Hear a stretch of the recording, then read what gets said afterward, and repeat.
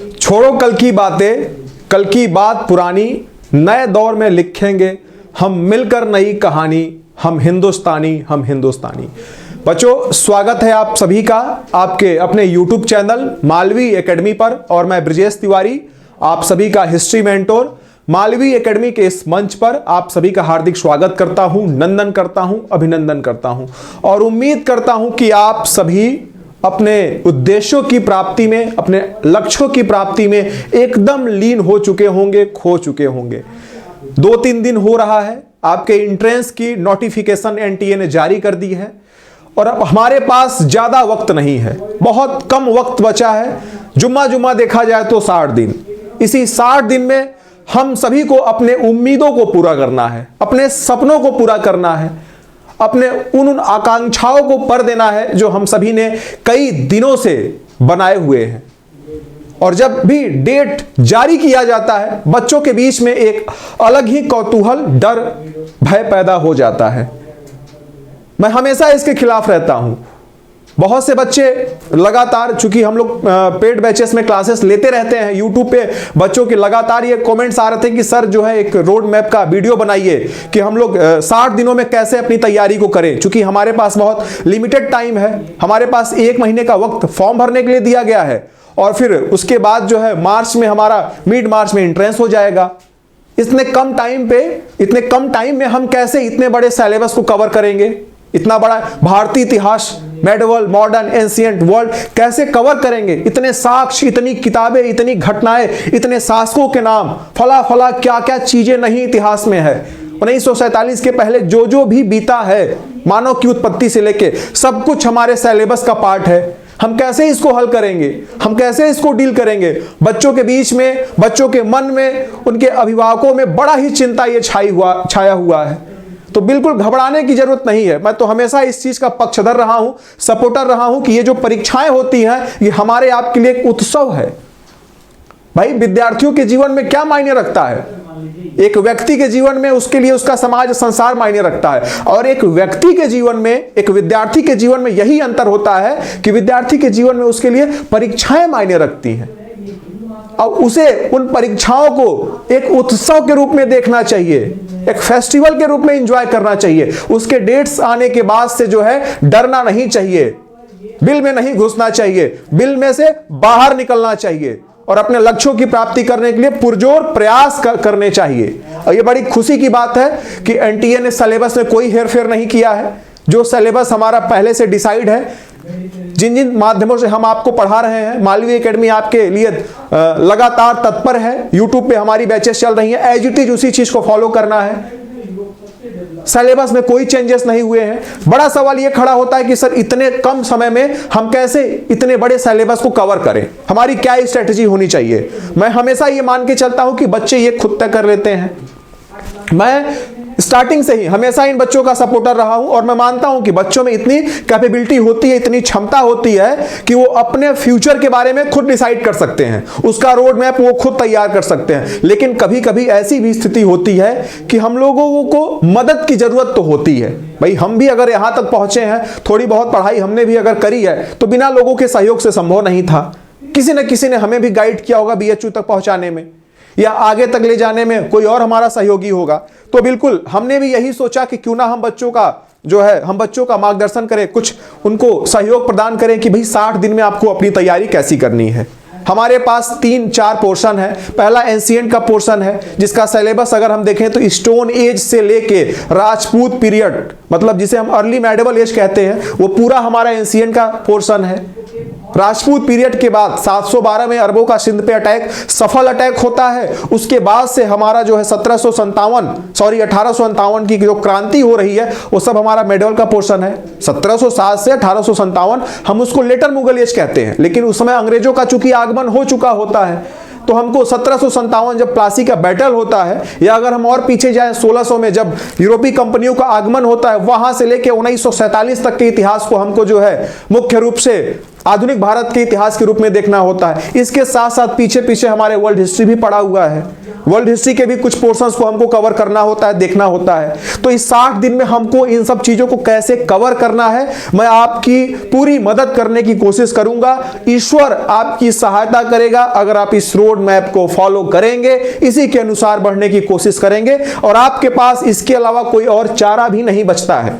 आप अगर एक स्ट्रैटेजी के थ्रू, मैं चूंकि इतिहास पढ़ाता हूं तो मैं हमेशा इतिहास से सीखने की कोशिश करता हूं। आप सभी को यह बात बहुत अच्छे से पता है कि अगर बाबर की सेना ने इब्राहिम लोदी को पराजित किया, 1 लाख से ज्यादा जिस राजा की सेना हो उसको 20,000 की सेना वाले बाबर ने हरा दिया, तो यह बिना किसी स्ट्रैटेजी के संभव नहीं था।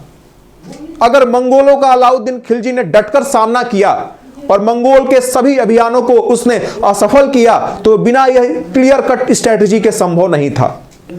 तो हम बिना किसी रणनीति के अगर मैदान में कूदते हैं तो इसमें हमारी असफलता, हमारी हार सुनिश्चित है। इसे कोई रोक नहीं सकता है, इसे कोई टाल नहीं सकता है। तो बिल्कुल आप अगर देखें तो पीछे स्लाइड पे बहुत क्लियर कट लिखा हुआ है 16 डेज, 60 दिन के रोड मैप को हम कैसे तैयार करें, कैसे हम इस 60 दिन में अपनी तैयारी को स्ट्रॉन्ग करें। ठीक है, सभी को पता है कि हमारा जो पेपर कोड है HUQP09, आपको अगर फॉर्म भी फिल करना है तो इसी पेपर कोड को फॉलो करना है, कहीं से भी कंफ्यूजन या मिस्टेक नहीं होने देना है। अब हम स्लाइड के थ्रू और प्रैक्टिकली जो मैंने खुद भी अपने लिए बनाया हुआ था एक समय, मैं वही स्ट्रेटजी आप लोगों के बीच में लेके आया हूं और उम्मीद करूंगा कि आपको पसंद आएगा और आप इसी पे जो है आगे चलने की कोशिश करेंगे।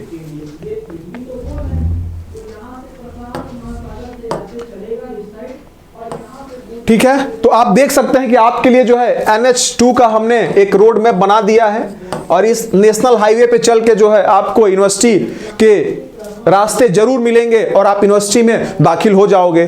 तो ये जो रोड मैप आपको एक दिख रहा है, ये जो आपको ट्रैक दिख रहा है, ये आपका सिलेबस का ट्रैक है और इसी सिलेबस को आपको जो है अच्छे से पढ़ना है, उसी सिलेबस पे आपको चढ़ जाना है और चढ़ के जो यूनिवर्सिटी की यात्रा है उसको जो है संभव बना देना है। तो सबसे पहले अगर आप यहां देखें तो CVT 2025 हिस्ट्री 60 डेज स्ट्रैटेजी, 60 दिन की रणनीति हमारी कैसी हो, यह हमारा सबसे बड़ा सवाल खड़ा होता है। तो हमने इसको 2 भाग में बांटा है। सबसे पहला जो हमारा भाग है वो 45 डेज का है, जिसमें हमको सिर्फ और सिर्फ चीजों को पढ़ना है। ठीक है, हमको चीजों को पढ़ना है। उसके बाद हमारा जो ये 15 डेज का जो दूसरा स्लॉट है, इसमें हमको टोटली जो है चीजों को रिवाइज करना है। ठीक है, हमको चीजों को रिवाइज करना है, रिवीजन मारना है। तो हमको अपने 60 दिन को 2 भाग में बांटना है। पहला भाग 45 दिन का होगा, दूसरा हमारा 15 दिन का होगा। इस 45 दिन में हमको क्या क्या करना है, यहां से जरूरी बात शुरू हो रही है।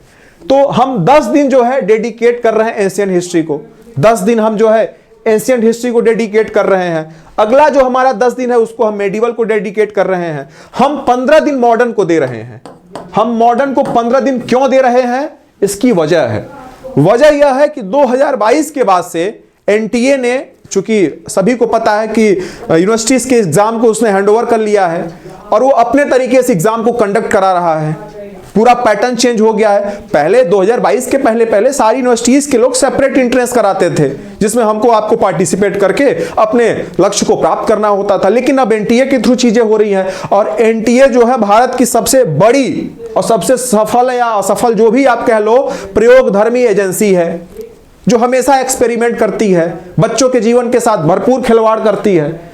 कभी 90 क्वेश्चन तो कभी 75 क्वेश्चन तो कभी 110 मिनट तो कभी 90 मिनट, इनका हमेशा ये नाटक चलता रहता है। तो पिछले 2-3 साल से ये देखा गया है कि मॉडर्न हिस्ट्री के क्वेश्चंस जो हैं वो बहुत ज्यादा पूछे गए हैं। मैक्सिमम क्वेश्चन 75 क्वेश्चंस में मॉडर्न इंडियन हिस्ट्री के होते हैं, कम से कम 25 से 30 की संख्या में हो रहे हैं। थोड़ा सा ये रेलेवेंट इस वजह से भी होता है क्योंकि ये हमारे कंटेम्प्रेरी हिस्ट्री से बहुत ज्यादा अलाइन करता है, बहुत ज्यादा जुड़ जाता है।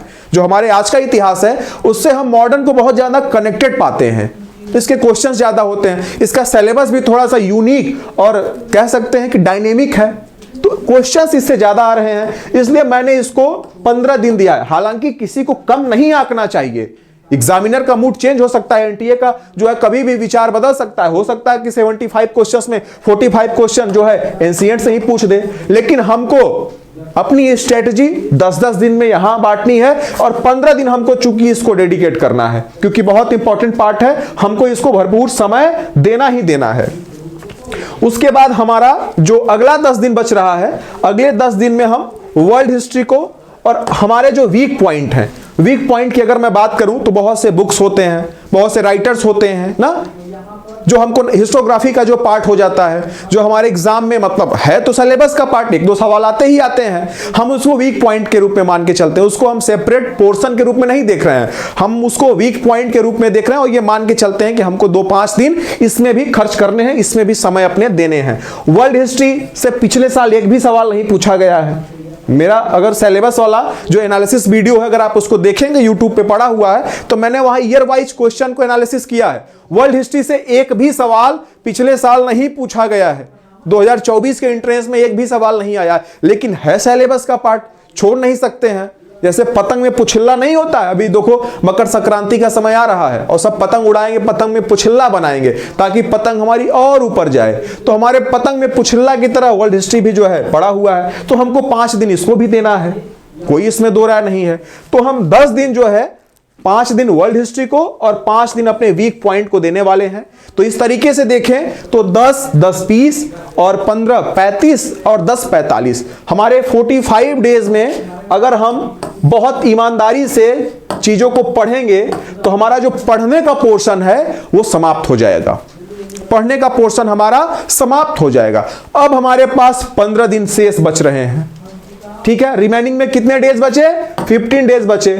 और इन 15 दिन बेटा अगर हम लोग ईमानदारी से 45 दिन पूरे सिलेबस को पढ़े होंगे, आज मैं ये वीडियो बना रहा हूं, ये वीडियो कुछ ही मिनट में आपके बीच में चला भी जाएगा। अगर आप आज से ही डे 1 से फर्स्ट टॉपिक को, फर्स्ट पोर्शन को पढ़ना शुरू कर देंगे तो मैं इसकी गारंटी दे रहा हूं कि 45 दिन में आपका सिलेबस खत्म हो जाएगा। और 15 दिन अगर फुल डेडिकेशन के साथ अगर आप लपट पड़ेंगे सिलेबस के पीछे, तो कोई माई का लाल नहीं है जो आपको रिवीजन करने से रोक सकेगा और कोई माई का लाल नहीं है जो आपको आपके उद्देश्यों की प्राप्ति से रोक सकता है। इस चीज की गारंटी मैं दे सकता हूं, हाँ, लेकिन इसके लिए आपको ये इंश्योर करना होगा कि मैं जो कह रहा हूं उसको आप कर रहे हो कि नहीं कर रहे हो। अगर मैं आपसे ये एक्सपेक्ट कर रहा हूं कि आप 7 से 8 घंटा पर डे पढ़िए, 2 घंटा पर डे रिवाइज कीजिए, रिवीजन कीजिए, आप कर रहे हो कि नहीं कर रहे हो? अगर इस चीज को आप इंश्योर कर रहे हो तो मैं इसकी गारंटी दे रहा हूं कि आपका एंट्रेंस निकलेगा, मैं गारंटी दे रहा हूं कि आपका एंट्रेंस निकलेगा। और मैं अपने अनुभव से कह रहा हूं, मेरा खुद रैंक जो है 5वां 6वां रैंक बीएचयू में आया हुआ था, तो मैंने इसी स्ट्रेटजी को फॉलो किया था। चूंकि हम लोग 3rd ईयर में रहते हैं और हमारे सेमेस्टर की परीक्षाएं भी बीएचयू का कुछ ऐसा रूल ही रहता है कि एंट्रेंस, और जिस समय की मैं बात कर रहा हूं 2018 की बात कर रहा हूं, हमारे एंट्रेंस और हमारे पेपर सेमेस्टर के एग्जाम्स साथ में ही होते हैं। मुझे अच्छे से याद है कि मेरा जिस दिन एमए एंट्रेंस था उसके 2-4 दिन बाद हमारे जो है सेमेस्टर के एग्जाम भी थे, एक पेपर छूटा हुआ था। तो हम लोग उस ऊहापोह की स्थिति में ऐसी स्ट्रेटजी को बनाते थे और इसी को फॉलो करके अपने एंट्रेंस को क्रैक करके एमए की पढ़ाई की है। तो मैं भी यही मान के चलता हूं कि अगर आप इस स्ट्रेटजी को फॉलो करोगे तो कोई आपको रोक नहीं सकता है आपके उद्देश्यों की प्राप्ति के लिए। इस चीज की मैं गारंटी दे रहा हूं। एंशिएंट हिस्ट्री में हमको क्या क्या पढ़ना है 10 दिन में, ठीक है। सबसे पहले इंडस वैली सिविलाइजेशन। देखिए, स्टोन एज को भी मैं पहले रख सकता था, स्टोन एज को मैं पहले रख सकता था। आप हमसे ये सवाल पूछेंगे कि सर स्टोन एज को आपने पहले क्यों नहीं रखा? हमने पहले इसलिए नहीं रखा क्योंकि स्टोन एज एक ऐसा टॉपिक है बच्चा कि बच्चे पढ़ने के बाद भी भूल जाते हैं, क्योंकि इसमें साइंस वगैरह के बहुत ज्यादा पार्ट्स हमको दिखते हैं और ये बड़ा ही मतलब होता नहीं, इसको अगर रोचकता के साथ ना पढ़ाया जाए तो समझ में ही नहीं आता। स्क्रैपर क्या होता है, हैंडेक्स क्या होता है, रोलर क्या होता है, हमको पता ही नहीं चलता है। चॉपर चॉपिंग क्या होता है, पेबुल क्या होता है, दिमाग में ही नहीं आता है। भित्ति चित्र क्या होता है, रॉक पेंटिंग्स क्या होते हैं, हम जब तक इसको पढ़ाएंगे नहीं आपको समझ में ही नहीं आएगा। अगर आप खुद से पढ़ रहे हैं तो बार बार भूल जाएंगे, आप डिमोरलाइज हो जाएंगे, आपकी एनर्जी वेस्ट होगी। इसलिए मैं इस टॉपिक को अभी यहां मेंशन नहीं कर रहा हूं। आप सबसे पहले इंडस वैली सिविलाइजेशन को 1 दिन में समाप्त कीजिए, चाहे जैसे किसी भी सोर्स से। अगर आप YouTube का सहारा ले रहे हैं, आपको 5 से 6 वीडियो अगर YouTube पे दिख रहा है तो 1 दिन में उसको पढ़ के खत्म करने की कोशिश कीजिए और नोट्स बनाइए, चाहे जैसे। ये आप तय करिए कि आप कैसे इस चीजों का, आप सोएंगे नहीं, खाएंगे नहीं, कहीं नहीं जाएंगे, इस चीज को आप तय करिए और अपने सिलेबस को आप पूरा कीजिए। एक दिन इसको डेडिकेट कीजिए। यूट्यूब पे मालवी एकेडमी का जो यूट्यूब चैनल है पीजी वाला, उस पे मैंने वैदिक एज को पढ़ाया। मैं कोई प्रचार नहीं कर रहा हूं, मैं आपकी सहायता के लिए कह रहा हूं कि अगर आपको ठीक लगे तो आप उस वीडियो को एक्सेस कर सकते हैं, हो सकता है वहां से आपको बहुत मदद मिल जाए। एक दिन आप जो है वैदिक एज को अपना दीजिए, इंडस वैली को एक दिन दीजिए, वैदिक एज को एक दिन दीजिए। जैनिज्म बौद्धिज्म बहुत इंपॉर्टेंट पार्ट है। जैनिज्म बौद्धिज्म में गौतम बुद्ध से संबंधित, जैन धर्म से संबंधित हमेशा सवाल पूछे जाते हैं, इसको एक दिन डेडिकेट कीजिए। उसी तरीके से महाजनपदा, और महाजनपदा में आप जो है एक चीज को और पढ़ेंगे, राइज ऑफ मगध एम्पायर। ठीक है, rise of Magadh empire. Magadh empire में आपको मुख्य रूप से जो है ब्रह्मदत्त, और उसके बाद जो है आपको हर्यक वंश, हर्यक वंश के बाद जो है कालाशोक का शिशुनाग वंश, फिर नंद वंश, और फिर आपको मौर्य डायनेस्टी। तो आपको महाजनपदा एरा, जिसमें 16 महाजनपद है, मैंने इसको भी पढ़ाया है, यूट्यूब पे मेरा वीडियो होगा, आप देख सकते हैं। 16 महाजनपदों को और मगध एम्पायर के उत्कर्ष को आप एक दिन में पढ़ने की कोशिश कीजिए, खत्म करने की कोशिश कीजिए। अगले दिन मौर्यन पीरियड को आप खत्म कीजिए। मौर्यन पीरियड में, ठीक है, आपको चंद्रगुप्त मौर्य वगैरह को पढ़ना है। चंद्रगुप्त मौर्य पे पूरी एनर्जी लगाइए, उससे ज्यादा एनर्जी आप अशोक पे लगाइए। बिंदुसार वगैरह पे बहुत एनर्जी मत खर्च कीजिए, और अशोक के अभिलेखों को बहुत अच्छे से पढ़िए, साक्ष्यों को अच्छे से पढ़िए, शॉर्ट पढ़िए, बहुत ज्यादा डीप में नहीं पढ़ने की जरूरत है। मैंने इस पे भी लेक्चर दिया है, आप उस लेक्चर की सहायता से भी इस टॉपिक को अच्छे से तैयार कर सकते हैं। तो एक डे इसको भी डेडिकेट कीजिए। मौर्यन पीरियड के बाद later Mauryan period, later Mauryan period को जो है बहुत अच्छे से समझना है, तो आपको सीक्वेंस में पहले विदेशी अटैक्स को पढ़ना होगा। हिंद वंश, शक, पहलव, कुषाण, ये 4 जो है लेटर मौर्यन एज में भारत में होने वाले बहुत मेजर अटैक्स थे। उधर सातवाहन वंश, कंड वंश, सुंगा वंश, कंड वंश, सातवाहन वंश सीक्वेंस में जो है भारत में शासन कर रहे हैं। ये काफी इंपॉर्टेंट सेगमेंट होता है, इसको एक दिन डेडिकेट कीजिए। और कैसे भी इस चीज को आपको इंश्योर करना है कि आप कितने घंटे में चीजों को खत्म कर रहे हैं। मैं ये मान के चलता हूं कि अगर ड्रॉपर स्टूडेंट है तो 7 घंटे पर डे वो पढ़े, और अगर जो बच्चे ऑलरेडी कहीं ना कहीं इंगेज हैं, पढ़ रहे हैं, वो कम से कम 4 से 5 घंटे पर डे दें।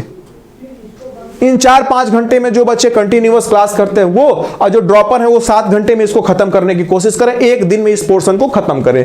उसी तरीके से लेटर मौर्यन पीरियड खत्म हुआ, Gupta period, Sangam age, Pala Sena Rashtrakuta and Chola Rajput, ये काफी इंपॉर्टेंट पार्ट है। एक दिन में इनको खत्म करने की आप कोशिश कीजिए, ज्यादा दिन मत दीजिए। और अगर इस स्ट्रेटजी से आप चलेंगे तो 10 दिन में आप जो है इसको बहुत अच्छे से खत्म कर देंगे। और अगर आप थोड़ा सा स्पीड वे में पढ़ रहे हैं तो आपके पास एक दिन भी अगर बचेगा तो लास्ट में आप जो है स्टोन एज को लास्ट में आप पढ़ लीजिएगा, लास्ट में आप स्टोन एज को पढ़ लीजिएगा।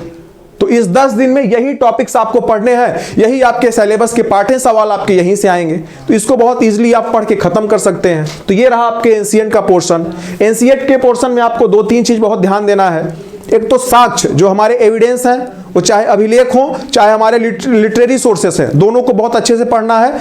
लेखकों के नाम और उनकी रचनाओं के नाम हमको बहुत अच्छे से याद करना है, क्योंकि ये बड़े ट्रेंडिंग सवाल हैं, बड़े ट्रेंडिंग क्वेश्चंस हैं, अब ये हमारे एग्जाम में पूछे जाने लगे हैं। तो हमको इन सब चीजों को बहुत ईमानदारी से और सजगता के साथ पढ़नी है। उसके बाद आता है हमारा मेडवल का पोर्शन, इसे भी हम 10 दिन डेडिकेट कर रहे हैं। मेडवल में सबसे पहले हमारे rise of Islam and attacks, attacks में हमारे मोहम्मद कासिम, ठीक है, मोहम्मद कासिम आ गए। मोहम्मद कासिम के बाद महमूद गजनवी आ गए, ठीक है, और गोरी। इन तीनों को जो है आप एक दिन में पढ़ने की कोशिश कीजिए। राइज ऑफ इस्लाम, इस्लाम का उद्भव, और इन तीनों शासकों को एक दिन में खत्म कीजिए। एक दिन में दिल्ली सल्तनत को आप खत्म कीजिए। दिल्ली सल्तनत के लिए मैं आपको 2 डे दे रहा हूं, ठीक है, चूंकि 5 डायनेस्टी है, ठीक है, 5 राजवंश हैं, जिसमें कि गुलाम डायनेस्टी, खिलजी और तुगलक, ये 2 मेजर राजवंश हैं। इसलिए एक दिन में इन तीनों को पढ़िए, और बाकी जो आपके सैयद और लोदी वंश हैं उनको आप जो है बाकी एक दिन में सैयद और लोदी को पढ़िए, ठीक है, सैयद और लोदी को बाकी एक दिन में पढ़ के 2 दिन में आप जो है इन 5 राजवंशों को अच्छे से खत्म करिए। मुगल एज के लिए मैंने 3 डे दिया है, मुगल एज के लिए मैंने 3 डे डिसाइड किया है। किस लिए डिसाइड किया है? एक दिन आप जो है सारे शासकों के जो है पॉलिटिकल एक्टिविटीज को देखिए, दूसरे दिन जो है आप उनके आर्ट, आर्किटेक्चर, स्थापत्य वगैरह को देखिए, और तीसरे दिन जो है आप उनके साहित्य वगैरह, कला वगैरह के क्षेत्र में, पेंटिंग्स में उनके जो कंट्रीब्यूशन है उनको पढ़िए। इन 3 तरीके से आप जो है इनको 3 दिन में बहुत आसानी से खत्म कर देंगे। लेटर मुगल पीरियड को मात्र आप जो है 2 दिन दीजिए। लेटर मुगल पीरियड, चूंकि इससे सवाल हमारे पूछे गए हैं एग्जाम में, 1707 में जब डेथ होती है औरंगजेब की, बहादुर शाह जफर जो है शासक होता है, बहादुर शाह जफर, जहादर शाह, फर्रुख सियर ना, ऐसे सीक्वेंस में बहादुर शाह सेकंड तक शासक बनते हैं।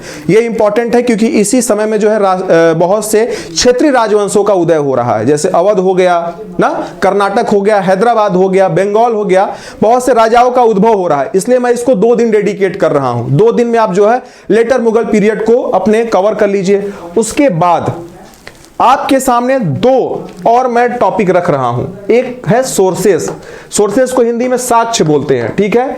आप एक दिन में कोशिश करिए दिल्ली सल्तनत के वो साक्ष्य जिसके माध्यम से, या वो पुस्तकें जैसे ताजुल मासिर, हसन निजामी की ताजुल मासिर हो गई, मिनहाजुल सिराज की तबकात नासरी हो गई, जियाउद्दीन बर्नी की तारीख फिरोजशाही हो गई, फतवाए जहांदारी हो गई, अमीर खुसरो की जो है नूर सिपिहर हो गई, किरानुशादेन हो गई। ऐसी जो पुस्तकें हैं जिनके माध्यम से हमको पूरे मध्यकाल की जानकारी मिलती है, और मुगल काल की वो पुस्तकें जैसे आपके मुंतकबुत तवारीख अब्दुल कादिर बदायूनी की हो गई, अकबर नामा हो गया, हुमायूं नामा हो गया, बाबर नामा हो गया, तुजी के बाबरी हो गई, मुंतकबुल लुबाब हो गया। ऐसी पुस्तकें जो हमारे लिए साक्ष्यों के रूप में हमारे सामने हैं, एक दिन जो है इन दोनों साक्ष्यों को, मतलब दोनों काल के, दिल्ली सल्तनत के, ठीक है, दिल्ली सल्तनत और मुगल काल, मुगल काल, एक दिन में हमको इनके साक्ष्यों के विषय में बहुत अच्छे से पढ़ जाना है, क्योंकि ये भी एग्जाम में सवाल पूछे जाते हैं। उसके बाद हमारे पास जो शेष समय बच रहा है, जो शेष दिन बच रहे हैं, मिसलेनियस में वो सारी चीजें आ जाएंगी जो हमसे पूरे 9 दिन में छूटी हैं। इस चीज का रियलाइजेशन हमको पढ़ते समय भी हो जाएगा कि भैया ये पोर्शन छूट रहा है, ये पोर्शन छूट रहा है, ये पोर्शन छूट रहा है। उस स्थिति में आप जो है अपने छूटे हुए पोर्शन को कवर कर लीजिए, और रहा आपका मेडवल का पोर्शन तो यही समाप्त भी हुआ। और यही इंपॉर्टेंट है, यहीं से सवाल आपके पूछे जाएंगे। साक्ष्य वाली चीज आप बहुत अच्छे से देखना, जिसमें आपको बहुत से दरबारी इतिहासकार एवं उनकी पुस्तकों के नाम हमको देखने को मिलेंगे। तो इस तरीके से हमारा 10 दिन में मेडवल खत्म हो रहा है। अगला हमारे पास जो 15 दिन बच रहा है, ठीक है, 15 दिन हम आपको जो है मेडवल के लिए, मॉडर्न के लिए आपको हम 15 दिन दे रहे हैं। हम 15 दिन क्यों दिए हैं आपको, अभी हमने कारण बता दिया, क्योंकि मैक्सिमम सवाल जो है हमारे मॉडर्न से पूछे जा रहे हैं। जैसे emergence of state, emergence of state में आपको उन सभी राज्यों के विषय में पढ़ना है, कर्नाटक, मैसूर, हैदराबाद, बंगाल, अवध, ठीक है, अवध हो गया, बंगाल हो गया, मैसूर हो गया, कर्नाटक हो गया, ठीक है, इधर हैदराबाद हो गया। ये सभी राज्य जो है अब मुगल सत्ता से स्वतंत्र हो रहे हैं, तो इसे हम इमरजेंसी ऑफ स्टेट के रूप में देखते हैं। इसे आप एक दिन में पढ़िए। यूरोपियन कंपनी आप सभी को पता है, पुर्तगाली, फ्रांसीसी, अंग्रेजी, डच, डेनिश, स्वीडिश भारत में आते हैं। तो जो विदेशी कंपनियां भारत में आ रही हैं उनको आप एक दिन में पढ़ने की कोशिश कीजिए, ठीक है। उसके बाद East India Company and Bengal, यहां EIC का मतलब है East India Company and Bengal.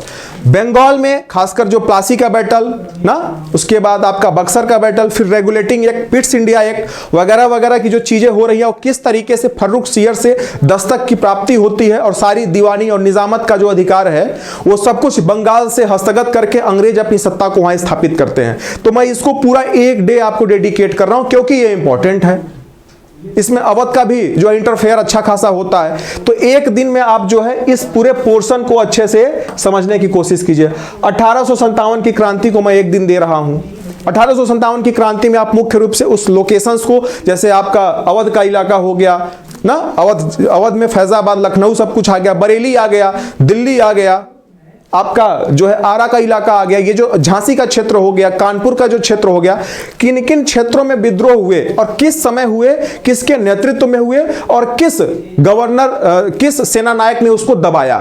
ये कुछ इंपॉर्टेंट टास्क हैं, इसको अच्छे से पढ़ लेना। दूसरी बात, किन पुस्तकों के माध्यम से हमको 1857 की जानकारी होती है, उन पुस्तकों के नाम याद रख लेना। हमारा एक दिन में 1857 की क्रांति भी समाप्त हुआ। उसके बाद हमारे सोशल रिलीजियस रिफॉर्म मूवमेंट्स, जैसे आप सभी को पता है कि ब्रह्म समाज से, राजा राम मोहन राय से जो है समाज सुधार की प्रक्रिया शुरू होती है। ज्योतिबा फूले ना, पंडित रमाबाई, सावित्रीबाई फूले, प्रार्थना समाज, सर्वेंट ऑफ इंडिया सोसाइटी ना, महादेव गोविंद रानाडे वगैरह जो भी समाज सुधारक, स्वामी विवेकानंद, सत्यार्थ प्रकाश के हमारे दयानंद सरस्वती हो गए, ईश्वर चंद्र विद्यासागर हो गए, ये जो बी महाबारी हो गए, ये सारे लोगों ने जो शारदा अधिनियम के जो हरप्रसाद शारदा हो गए, इन लोगों ने जो भी समाज सुधार के क्षेत्र में काम किया है, इनकी जो संस्थाएं हैं, इनके संस्थाओं ने क्या क्या कार्य किया है, इनको आप जो है सोशल रिलीजियस रिफॉर्म के अंतर्गत जो है एक दिन में खत्म करने की कोशिश कीजिए। कॉन्स्टिट्यूशनल डेवलपमेंट हमारा अगला टॉपिक है। कॉन्स्टिट्यूशनल डेवलपमेंट में हमको जो है सबसे पहले जो रेगुलेटिंग एक्ट हमारा 1773 में पारित हुआ, वहां से लेके 1935 का भारत सरकार का अधिनियम, भारत सरकार का अधिनियम, यहां तक के अधिनियम को हमको बहुत अच्छे से समझना है। किस गवर्नर जनरल के समय में क्या क्या चीजें हो रही हैं, ये सब हम लोग एक साथ समझेंगे। ब्रिटिश भारत की इकोनॉमी क्या थी, जो ड्रेन थियरी आई दादा भाई नौरोजी की, आरसी दत्त की जो इंडियन इकोनॉमिक्स पुस्तक आई ना, इंडिया टुडे जो रजनी पाम दत्त की पुस्तक आई, फिर बहुत से जो एक्सपेरिमेंट हुए भारत में, रेलवे डाक वगैरह में जो शेयर खर्च हुए विदेशियों के, जिसमें 5% मुनाफा देने की गारंटी उनको दी गई, ये सारी जो चीजें भारत में जो कच्चे माल के उत्पादक के रूप में भारत को स्थापित किया गया, भारत से कच्चा माल विदेशों में भेजा गया और बड़ी कीमत में वो फिर भारत के बाजार में वापसी कर रहा है, ये सारी चीजें जो भारत को आर्थिक रूप से विपन्न बनाने की कोशिश की गई, भारत को लूटा पाटा गया, ये सारी कहानी जो है हम लोग इकोनॉमिक कंडीशन के तहत एक दिन में खत्म करेंगे।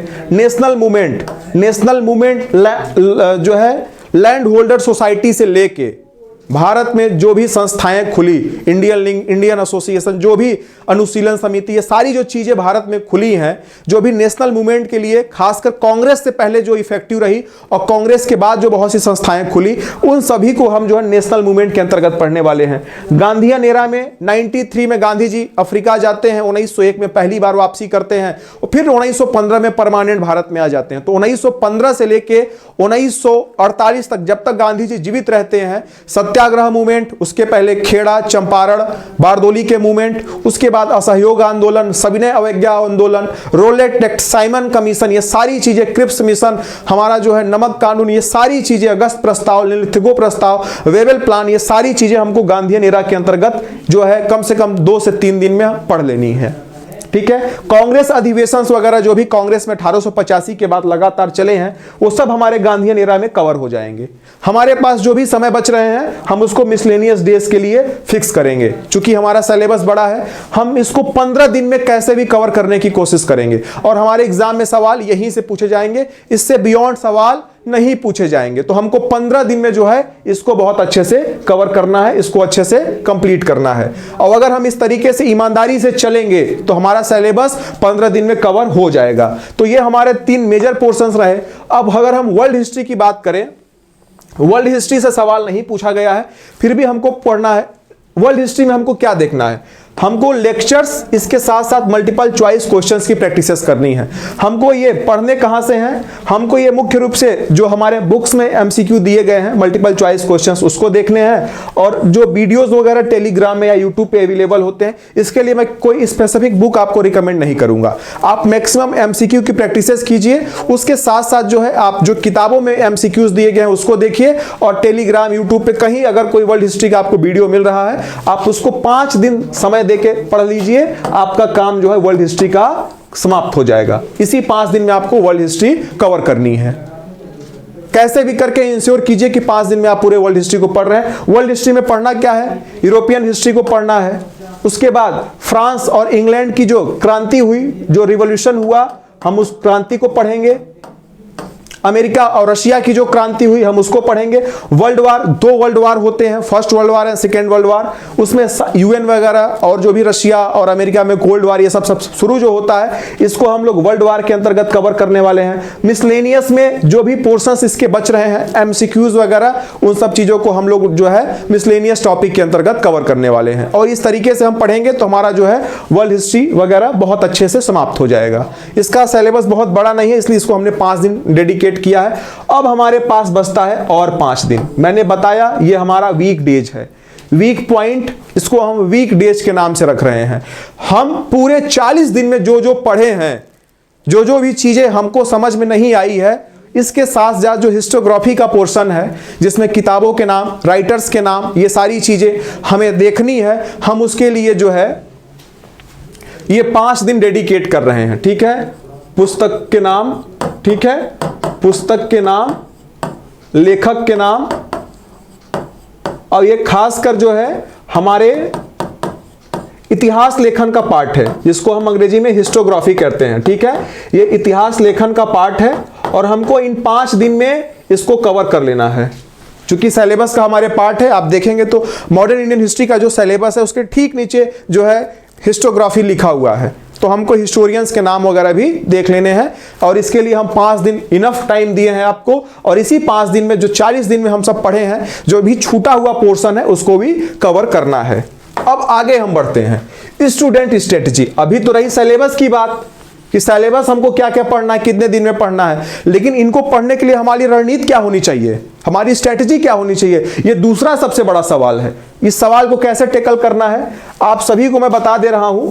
जो हमारे ड्रॉपर स्टूडेंट हैं, ड्रॉपर स्टूडेंट का हमारे मतलब उन बच्चों से है जो इस साल कहीं दाखिला नहीं लिए हैं, कहीं भी एडमिट नहीं हुए, कहीं भी एडमिशन नहीं लिए हैं, उनके पास पूरा वक्त है, ना कॉलेज जाते हैं ना कहीं जाते हैं, घर पे रहते हैं, अपनी पढ़ाई लिखाई करते हैं। उनको जो है फुल टाइम स्टडी करनी है। फुल टाइम का मतलब ये नहीं है कि 24 घंटे उनको पढ़ना है, हम पागल बनाने के पक्ष में आपको नहीं है। ठीक है, धूप में निकलो, घटाओं में नहा कर देखो, और जिंदगी क्या है किताबों को हटा कर देखो। मैं इसके भी पक्ष में हूं, क्योंकि अभी एग्जाम का फेज चल रहा है इसलिए मैं आपको पढ़ने के लिए कह रहा हूं। नहीं तो आप अगर हमसे वैसे मिलेंगे नॉर्मल डेज में तो हमेशा मैं आपको यही कहूंगा कि जाओ दुनिया घूमो। मैं पंडित राहुल सांकृत्यायन का बड़ा समर्थक हूं। मैं हमेशा कहता हूं कि बच्चों को एक्सप्लोर करना चाहिए, नेवर स्टॉप एक्सप्लोरिंग। कभी भी आपको एक्सप्लोरिंग, अन्वेषण बंद नहीं करना चाहिए, हमेशा घूमना टहलना चाहिए, नई नई चीजों को देखना चाहिए, उससे सीखना चाहिए। लेकिन ये चूंकि एग्जाम का टाइम है, फिर भी आपको मैं फुल टाइम पढ़ने के लिए नहीं कह रहा हूं। 24 घंटे मैं आपसे समय नहीं मांग रहा हूं, आपसे मैं मात्र 8 घंटे मांग रहा हूं। आप अपने जीवन का 8 घंटा मुझे दे दीजिए, मुझे मतलब आप अपने पढ़ाई को दे दीजिए, उसके बाद आप जो मन है वो करिए। ठीक है, आपको 8 घंटों में क्या करना है, स्टडी करनी है। स्टडी मतलब सिलेबस को खत्म करना है, मल्टीपल चॉइस क्वेश्चंस को प्रैक्टिस में लाना है, और टेस्ट पर डे आपको टेस्ट देना है। ये आपके पर डे के काम होने चाहिए। इसमें आप 8 घंटे में 6 घंटे में इन काम को निपटाइए, और बाकी 2 घंटे जो है आप रिवाइज कीजिए, रिवीजन कीजिए। ठीक है, बाकी आप 2 घंटे में जो भी 6 घंटों में पढ़े हैं रिवीजन कीजिए। मैं गारंटी दे रहा हूं, लिख के ले लो, अगर इस स्ट्रेटेजी को फॉलो कर लोगे, 6 घंटे पढ़ने के बाद 2 घंटे उनको रिवाइज कर लोगे, कोई माई का लाल आपको नहीं हरा सकता है भाई, मैं इसकी गारंटी देता हूं। इस चीज पे आप विश्वास कीजिए। बच्चे सबसे बड़ी गलती ये करते हैं, रिवीजन नहीं करते हैं। करत करत अभ्यास के जड़ मत होत सुजान, रसरी आवत जात पे सिल पर पड़त निशान। आप सभी को पता है ना, वो रस्सी होती, धागे की रस्सी होती है जो लोगों को काट देती है। तो अगर आप रिवीजन पर डे रिवीजन करेंगे, कोई भी लक्ष्य आपसे दूर नहीं रहेगा, लेकिन करिए तब। तो ये जो ड्रॉपर स्टूडेंट हैं उनको इस स्ट्रेटेजी के साथ आगे बढ़ना है। हमारे जो कॉलेज स्टूडेंट बच्चे हैं, जो यूनिवर्सिटी में कहीं पढ़ते हैं, कहीं कॉलेज में पढ़ते हैं, या कहीं भी जो अलाइन है, बहुत से बच्चे नौकरी भी करते हैं। मैं वैसे बच्चों को भी जानता हूं जो 8-9 घंटे नौकरी करके फिर तैयारी करते हैं, फिर पढ़ाई करते हैं। उन बच्चों के लिए मैं जो है बहुत ज्यादा समय नहीं मांग रहा हूं। मैं पर डे का जो है उनसे 5 घंटे मांग रहा हूं, और वो भी मात्र 30 दिन के लिए मांग रहा हूं। ये जो स्ट्रेटेजी है वो जो कॉलेज के स्टूडेंट हैं उनके लिए मात्र 30 दिनों के लिए है। बाकी जो नेक्स्ट के डेज बचेंगे उसके लिए मैं उनकी अलग स्ट्रेटेजी बना के बताऊंगा। ये वाले बच्चे इसी स्ट्रेटेजी के साथ आगे बढ़ें। जो कॉलेज के स्टूडेंट हैं वो 30 दिन तक इस स्ट्रेटेजी को फॉलो करें। बाद के जो रिमेनिंग डेज है उसके लिए मैं उनकी अलग स्ट्रेटेजी बना के दूंगा। ठीक है, आपको पर डे 3 घंटा पढ़ना है। 1 घंटा टेस्ट देना है और 1 घंटे आपको बुक के एमसीक्यूज की प्रैक्टिसेस करनी है। 5 घंटे आप दीजिए अपने जीवन का। आप जो है 8 घंटे दीजिए। आप पूर्णकालिक भी हो सकते हैं। पूर्णकालिक मतलब पूर्ण सामयिक मतलब पूरे समय अभी आप दे सकते हैं ड्रॉपर बच्चे। अगर आप इस स्ट्रेटेजी से आगे बढ़ रहे हैं तो आपका काम बड़ा आसान होने वाला है। आप अपने लक्ष्य को जो है बहुत आसानी से प्राप्त कर लेंगे। इस बात को आप समझ रहे हैं। अब इसके बाद 45 दिन का हमारा ये रोड मैप हो गया। अब हमारे पास कितने दिन बच रहे हैं? अब हमारे पास 15 दिन और बच रहे हैं। ठीक है, 15 डेज हमारे पास बचे हुए हैं। 15 डेज जैसा कि मैंने पहले बताया, सब कुछ छोड़ दो, सब कुछ छोड़ दो। जो पढ़े हो ना वही छोड़ दो। अब रिवीजन शुरू करो। अब रिवीजन शुरू करो। मैं जो है आप रिवीजन शुरू कीजिए। एमसीक्यू की प्रैक्टिस कीजिए और जो है मॉक टेस्ट दीजिए। मॉक टेस्ट दीजिए। आप अपना 15 दिन जो है इसी के लिए लगा दीजिए। एमसीक्यू की प्रैक्टिस कीजिए, मॉक टेस्ट दीजिए, जो पढ़े उसको रिवाइज कीजिए पूरे समय फुल डेडिकेशन के साथ। कोई और काम नहीं करना है। आप देखेंगे जो आपने 45 दिनों में फसल बोया है उसको आप 15 दिनों में काट रहे होंगे। रिवाइज करते समय बहुत चीजें आपके दिमाग में खुद आंसर के रूप में आपके मुंह से निकलेंगी। और इस 60 दिनों के बाद जिस दिन भी आपका एग्जाम होगा उस दिन आप फुल कॉन्फिडेंस के साथ एग्जाम हॉल में जाएंगे और ओवर कॉन्फिडेंस के साथ जो है क्लासरूम से आप बाहर निकलेंगे। इसकी मैं गारंटी देता हूं। अगर इस स्ट्रेटेजी को आपने फॉलो कर लिया तो मैं बहुत ज्यादा आपसे बात नहीं करूंगा। जो काम की बात थी मैंने वो काम की बात आपको बता दी है।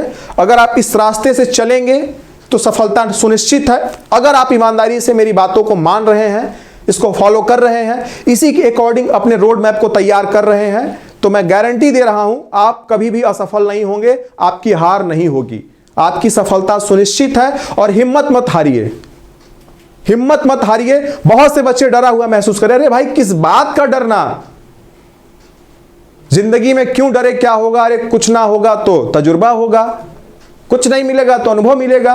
लेकिन अनुभव अच्छा लेना है, सफलता के रूप में हमको अनुभव चाहिए, इससे कम हमको मंजूर नहीं है। इसी रास्ते से अगर आप चल रहे हैं तो मैं गारंटी दे रहा हूं कि आपकी सफलता सुनिश्चित है। इस तरीके से अपने बात को जो है मैं यही समाप्त करने की कोशिश कर रहा हूं।